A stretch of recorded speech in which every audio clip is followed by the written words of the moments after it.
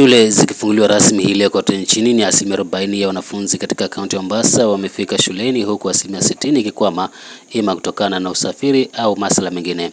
Haya yamedokezwa na mwenyekiti wa chama cha walimu KNUT kaunti ya Mombasa, Ahmed Kombo Ahmed, huku akisisitiza kwamba shughuli zimeanza kwa walimu wakiwa tayari kwa masomo watakayofunza katika madarasa mbalimbali.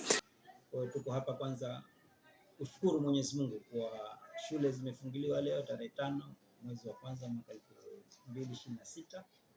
Wanafunzi kuna wale ambao wamefika kama asilimia 40, lakini wengi bado wamekwama, na nina imani kwa sababu ya transport au usafiri. Kuna wale ambao wameenda bara, mpaka sasa wamepiga simu wakisema wamekwama. Kwa hivyo wale ambao wameweza kufika, walimu pia tayari wameweza kushikana kupambana kuwasaidia wanafunzi hao. Kwa hiyo wizara husika, serikali yetu, tunashukuru kwa shule zimefunguliwa. Walimu wakuu wamechukua hatua ya haraka, wamepanga walimu tayari wanajua ni darasa gani mtu atafundisha, ni somo gani atafundisha. Kwa hiyo watoto wamekaribishwa na wako. Kombo aidha amewahimiza wazazi ambao wanatatizika kuhusu shule ambazo watoto wao watajiunga nazo kutokana na umbali au masuala mengineyo kuwasiliana na walimu wakuu ili kupata usaidizi mwafaka.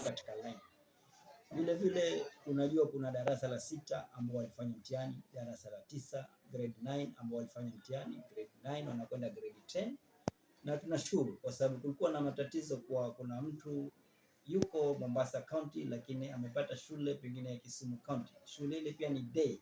Kwa hivyo ingekuwa ni ngumu mwanafunzi huyu kwenda Kisumu kwenda kusoma katika shule hiyo. Lakini ile mikakati ambayo serikali iliweka au wizara kuhakikisha kuwa wanafunzi wao wana nafasi ya kufanya mabadiliko kupitia walimu wakuu, imekuwa jambo zuri, limefanyika. Na wale ambao bado, kuanzia kesho Mungu akipenda, shughuli hii itaendelea, na nina imani ikifika Ijumaa kila mwanafunzi itakuwa ametulia, amejua ni shule gani atakwenda, na wazazi wajitayarishe ili kuhakikisha wanafunzi wao. Na mikakati kwa walimu wakuu wamepewa uwezo wa kubadilishia hawa watoto hizo shule. Kwa hivyo mzazi yoyote hakikisha unakwenda katika shule ile mtoto wako aliyosoma, hapo ndo utaweza kupata usaidizi. Hakuna usaidizi utapata kwa mtu mwingine isipokuwa kwa mwalimu mkuu wako ambapo mtoto wako alisoma.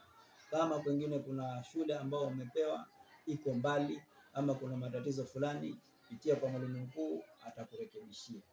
Ali Vincent, Benvin TV.